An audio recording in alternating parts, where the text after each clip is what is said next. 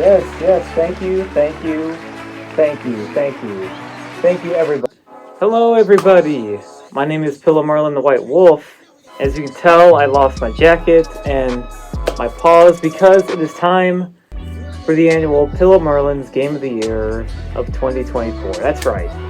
You guys remember last year I did one for 2023 where I made a tier list, kind of going from the last place all the way up to first place, right? This year, it's gonna be pretty similar, right? All you gotta do is come out this year, and if I played it, then it's gonna be on the list. Or if I at least complete it in some way. And this one's gonna be a little bit different because this time we have a trophy list from 4th place to 1st place. That's right. So it's gonna be very exciting. And the winner of the Platinum 1st place trophy will receive a prize much like last year. Here it is. Look at that. Look at that. Come on. I mean, isn't that cool? I don't know what he is. I think he's a wolf, or he could be a seal. But whatever the case, we're just going to go through the list. But first, we're going to have this gentleman over here explain to you why each game is on this list, and, etc. So, yeah. In 6th place belongs to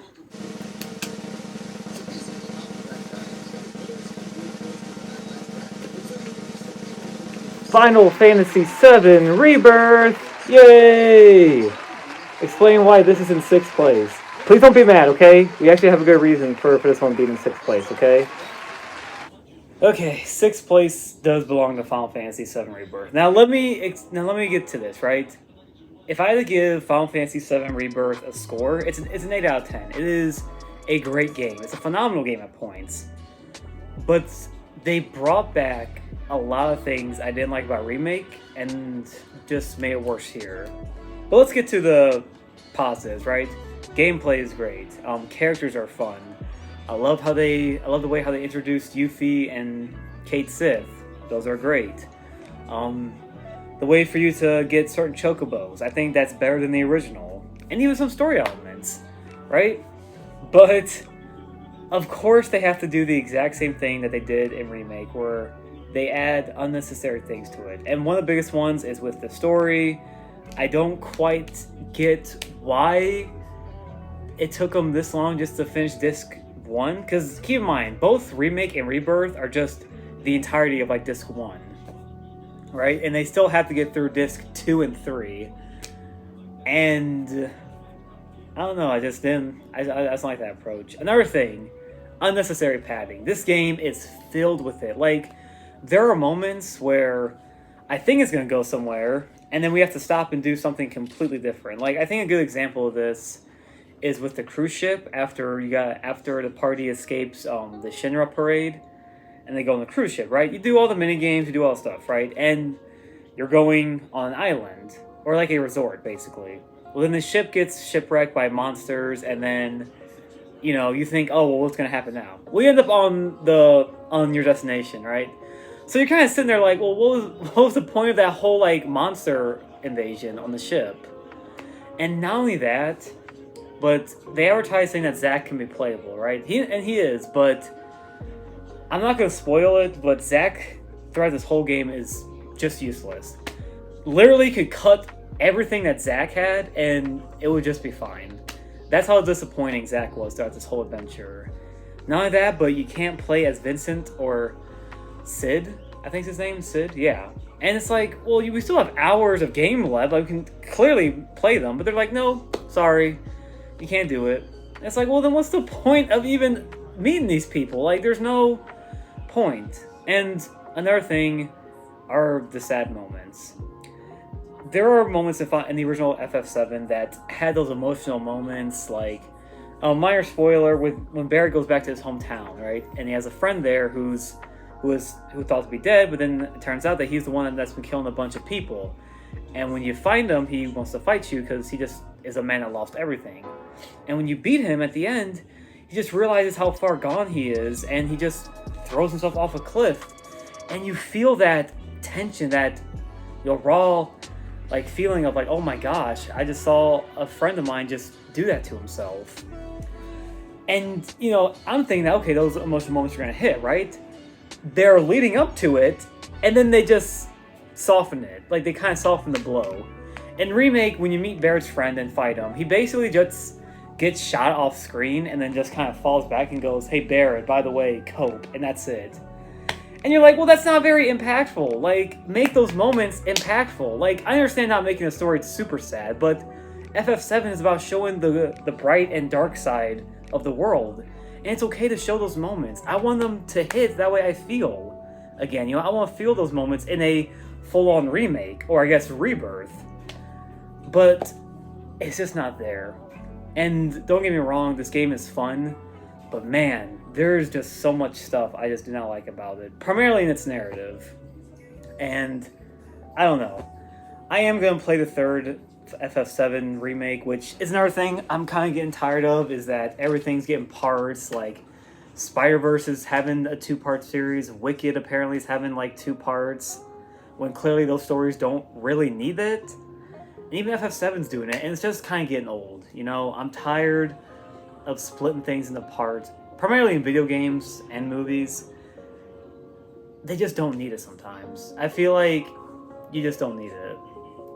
And unfortunately, FF7 just, I don't know.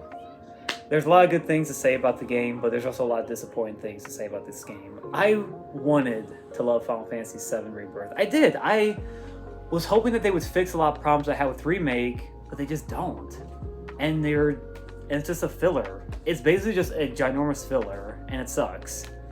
Like, I'm sorry if you love FF7 Rebirth. I'm glad. I hope that it was everything you wanted, and I hope that you're excited for the third game. I am too, but man, I will give them some slack because they actually tried with the deluxe editions and like physical stuff. Like, when you get the deluxe edition, like I unboxed in my video, or my last unboxing video of it, it was good.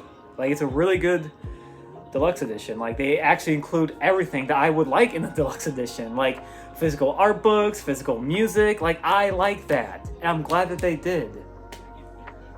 But I just only hope that they can, by the third game, make it so much better. No more unnecessary padding, no more let's wait to play as any other playable characters. No, let's stop that, and let's just tell a great reimagining of FF7. Please. I'm sorry I've been going on too much. I know that people are probably going to be mad with my opinion, but it's just really how I feel about the game. And if you disagree with me, good. I don't expect you to agree with everything I say, but I just would like for the story to be complete and be very satisfactory. But from what I've seen from Rebirth, it's just not it, man. And I just only hope that they do things a little bit better this time. Like I said, there are great moments in this game, but it's just being held back way too much by some of the narrative decisions. And that's really it. But there you go, 6th place, Final Fantasy VII Rebirth. I'm sorry I went on this tangent. I'm not trying to be so critical to this game, because I am going back to replay it. And who knows, maybe I'll change my mind, but I doubt it. Like I said, good things about this game, right? I love certain things. Another thing I forgot to mention is the way how you get your, I think, summons. I like how they did that. That's great. And like I said, the chocobos, the gameplay, the character interactions. I love everything. The world too. I love it all. Just, I wish they'd stop with the unnecessary padding, please. I don't mind it sometimes, but other times it's like, do we really need to do that part? You know, did we really need to do all that? And like I said, I will go further into the story, but I don't want to spoil it. So there you go. 6th place, FF7 Rebirth. Let's hope that the third Rebirth is much better than this one. I'm sorry, I don't know what to say. I'm gonna try to put on this hat. Let's see how well this goes. Yeah? Huh? What do you think? Should I wear hats more often? Maybe. Alright. In 5th place, big drum roll, this spot belongs to Metaphor Rio Fantasio.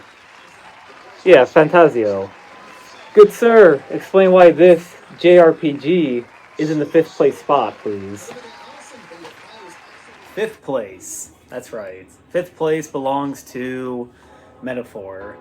Now, while I haven't finished Metaphor yet, I can say from what I've played is that it's great. I can see why people love this game. From the characters to a very kind of like interesting take on the fantasy setting. I'm not sure what artist they base a lot of the monsters on, but it's pretty cool. And I do like the lore itself. I like the message they try to say. But basically, it is similar, very similar to Persona 5. I know they're two different games.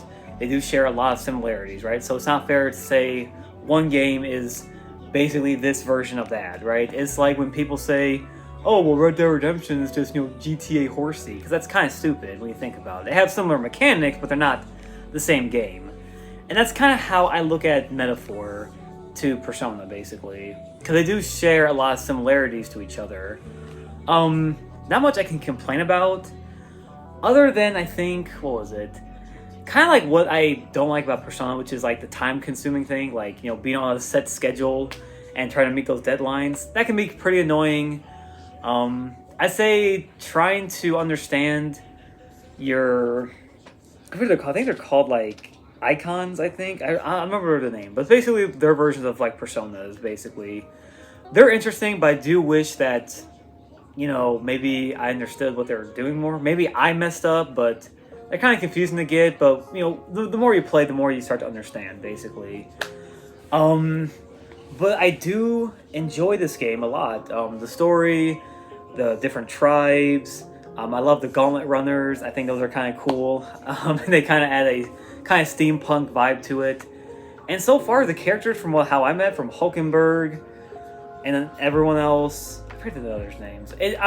I do remember them, I just can't pronounce them right. Everyone in the party is great, and I love seeing all the different villages and like the lore behind it. So there you go. Metaphor Rio Fantasio is without a doubt a very fun RPG, and I think this is what people like about Atlus, is that they can make very stylish RPG, a very stylish combat with catchy music, and I think that's what people wanted. And I can't wait to finish it. I can't wait to play more of it because I'm kind of getting addicted to it now. So there you go. 5th place, Metaphor. And whatever Atlus does next, I'll be excited.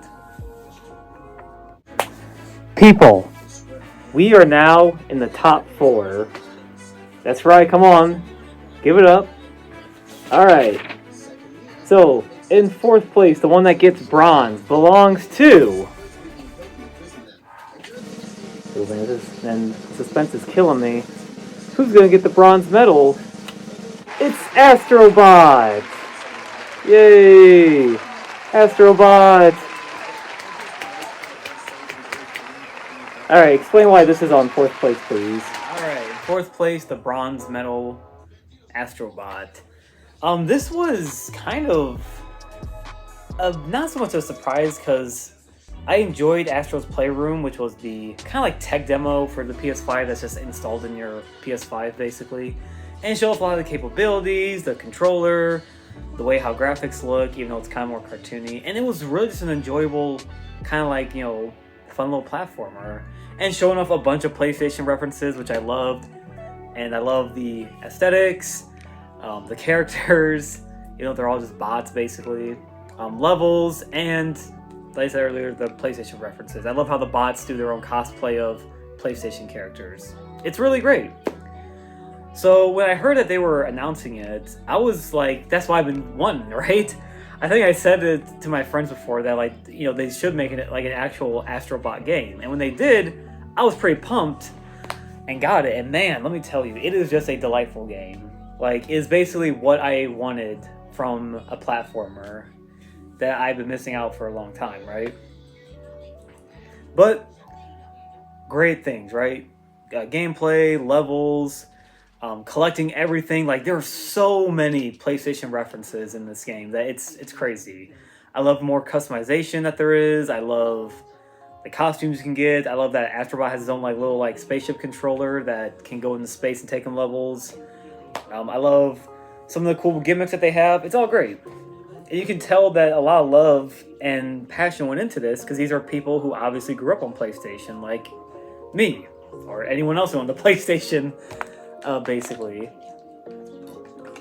Now, I do have some criticisms, primarily, nitbits. Some gameplay mechanics aren't really that great, as well as some levels. Like, I think the dog jetpack, I think cool, can be a bit fickly at some points, so that's kind of a meh. And another thing, this is a huge nitpick, so it doesn't affect the game at all, but it's a little nitpick. You unlock a kind of like clothing store for Astrobot to wear, and he wears like a bunch of different costumes. He wears Sly Cooper, Ratchet and Clank, and Bloodborne. Bloodborne, the greatest game of all time, the only game that matters, apparently. That's cool and all, but my thing is, I wish that we have more costumes. I wish I could dress up as Kratos like I could in the Kratos levels. That's another great thing about this game. They have like certain levels that are based off of PlayStation games. So like you get one that's based off God of War and you actually play as God of War and you like throw the axe and stuff, and like Uncharted you like shoot guns and stuff. And it's so cool. I wish though that there were more levels like that. Cause like, Ape Escape is fun. The God of War and Uncharted one are cool. The Horizon one, I get it, but I would probably replace that game with like something else. You know what I mean? Or include more, I think it's okay to include other levels that are based off of other PlayStation games. I see what they were going for, right? It's a great idea, but you wish that they would do other ones, if that makes sense. Overall, Astrobot was a really enjoyable game, and I hope that they make more. And hey, at least they proved Sony's president wrong when he said that PlayStation doesn't have enough IPs, which he's wrong, because Astrobot literally showed him that he has a shit ton of IPs. So there you go. I guess that's another cool thing about Astrobot. And then it won Game of the Year. But there you go. I think why it's not higher on the list is because there were just a lot of games that came out that I think are personally better than Astrobot. So that's why it's in 4th place. Still a great game, though. Like I said, pick it up when you can. But anyway, 4th place, bronze medal, Astrobot. Phenomenal game. And I hope to see more of it. More games like it, I guess. That's what I'm trying to say. Yep. Such a fun, cute platformer that celebrates 30 years of PlayStation. That has so many IPs. That has a lot of them. So please use them, Sony. Primarily, I want you to make another Sly Cooper game, please. Alright. In 3rd place, the one that gets the silver trophy is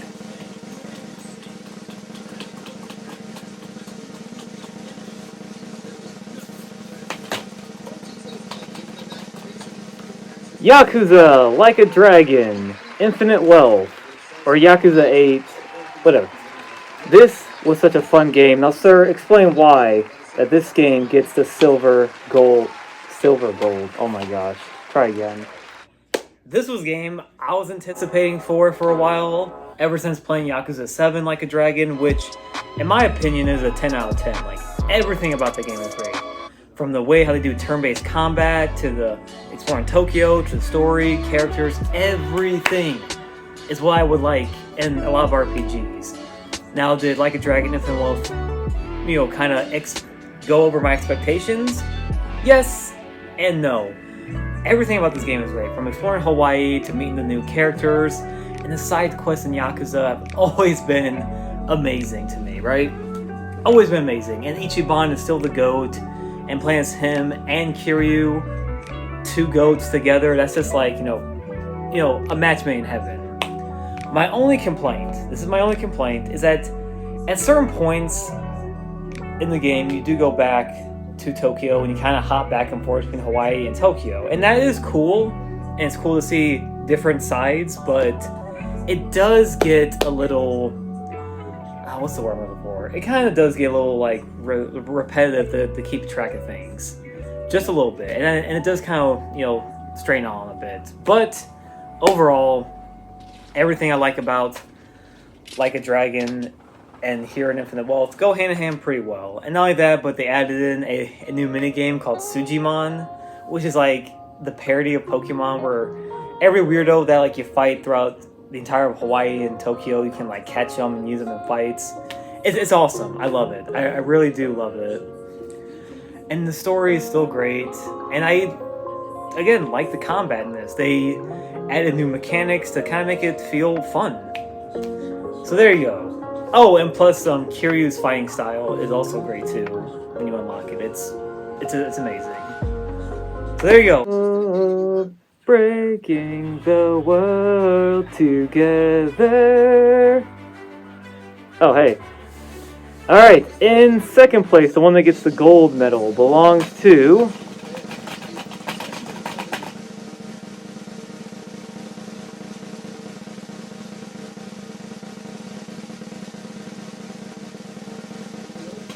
Silent Hill 2 Remake! Hooray! Yay! Just explain why this one's on the list, please. Hurry. Man, what a good way to kind of recapture a classic horror game. I never played a Silent Hill game, I guess, until, you know, Short Message. So I guess this will be my second Silent Hill game I played. And man, what a just a phenomenal horror game. From the levels to the gameplay. I admit the combat is kind of, I would say melee combat is kind of repetitive, but overall it's good enough, it serves a purpose. It doesn't put too much emphasis on the combat, which makes you feel like you're not really having a fair fight, which is good because you're fighting up against like manifestation demons. And the story is just phenomenal. I love the characters as well, the message, everything. Everything is great about Silent Hill 2 Remake. Even the soundtrack too. The soundtrack just recaptures that classic, just that classicness, you know, to it. And instead of like rechanging everything or kind of gutting the story to make something different, they like tweak it a bit. So even things that don't make it in the remake, they kind of make callbacks to, which is great. And of course, they did keep all the multiple endings, including the dog ending. Come on, I mean that's gotta stay no matter what. There's not much negative I can say about Silent Hill 2 Remake, other than I will admit some levels last a little longer and puzzles do get a little ridiculous, but overall, I enjoyed this game a lot. And I enjoy this journey with James Sunderland and the rest of the people who come to Silent Hill 2. Or Silent Hill, I guess, sorry. And Pyramid Head is just awesome. I don't know what else I can say. This is the game I would highly recommend. I think you should give it a chance. It's really a great remake. And a great game, too. And I only hope, from the people who made it, I think they're Blueprint Studio? I forget the name. It's like Blueprint something. They've made a lot of horror games that had good atmosphere but weren't great. And here they finally found a game that has a good story and a good environment, or game, is what I'm trying to say. I'm kind of going off script right now.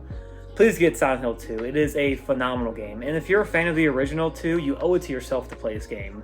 Because it definitely recaptures what Silent Hill is about. And I only hope that they make a third game. Or the third remake, I guess. Because I heard that's a good one too. So there you go. Okay. That was weird. People, it's time for the last place. Or should I say first place, actually. Cut that out. Alright, now it's time for the Platinum Trophy. In first place, the one that's this year's Game of the Year on Pillow's Game of the Year belongs to this prize, this cute boy.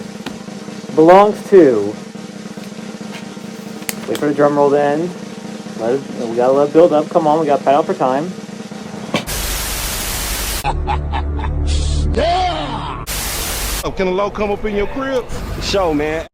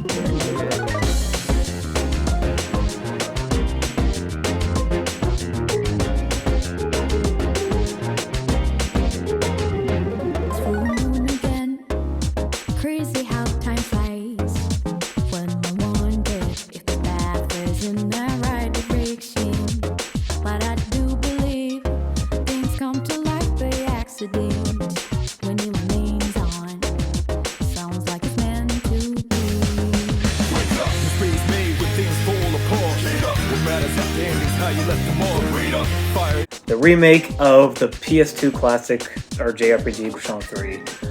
Man, this is a phenomenal game, a phenomenal JRPG, a phenomenal remake that should have been on Game of the Year, that should have been on Best RPG of the Year, you know? God forbid you actually include good stuff. I'm joking. But seriously, I feel like that got robbed from a lot of categories. I can understand maybe not Game of the Year, but at least give it Best RPG of the Year. Come on. Or in the category, I mean. But anyway, from the amazing soundtrack to the amazing story, amazing cast, satisfying gameplay, and just overall satisfying world to explore sometimes, Persona 3 Reloaded, I think, captures a lot of those, like, basically just recaptures a lot of things from the original and just tweaks it and makes it better. Much like with Silent Hill 2, this one just tweaks a lot of things and doesn't change too much. Yeah, they'll change a couple things and maybe add new stuff, but overall a lot of those changes are good, and on top of that, they actually completed the whole story within one game. It's almost like you don't need to make a brand new story or gut everything just to make a remake. Alright, enough of that. But anyway, from the gameplay and everything else, this was just so much fun to play, and I had a great time. I think it's just because I love a lot of the Persona games. Like, it's just awesome. And I do love a lot of things about this game. Now granted, there are some things, primarily with the dungeon crawling, it can get a bit repetitive at points because you're just going up a long tower. Obviously, the timer you're on to complete things can be a bit annoying. But overall, what the game does is bring a fresh new paint and a fresh new life to Persona 3, and I think that's a good thing. And I really hope that whenever they make another remake of Persona, probably 4, let's be honest, I hope that they take a lot of things from 3 and now 4 and just kind of mix them together to create, I think, a better JRPG. And that's what I gotta say. Persona 3 was a game I was most anticipated for, and it basically met my expectations, even higher sometimes. And I'm happy about that. And I only hope that Atlus can make better games. Like, I hope that each game gets better and better. And so far, they've been doing a pretty good job with this. I think this year definitely belongs to Atlus. But enough of that. There you go. Number 1, my personal game of the year is Persona 3 Reloaded. There you go. And plus, so many Personas in that game is cool. Like, what can I say?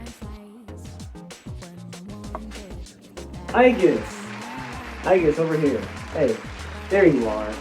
I just want to say congratulations on winning Solo Game of the Year. And here's your prize. Just for you. Do you have any words of wisdom to the people at home? Hi, I'm the main protagonist from Persona 3, so I'll be speaking on behalf of Aegis. Ain't that right, Aegis? That's right, don't talk.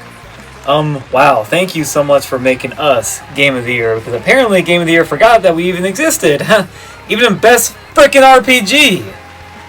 Anyway, we want to thank everybody who's been playing these games, whether you've been playing it for Shin Megami Tensei, or you started with Persona, either 3, 4, or 5, or 1 and 2. Hey, we're not judging, even though we think you're weird if you like those games. And even Catherine, whatever your reason is for playing Atlus games, we want to say thank you. And this is such a great trophy. I mean, look at him. Look at him. He's kind of cute. Oh no! We dropped the trophy. I guess we're not going to take that home.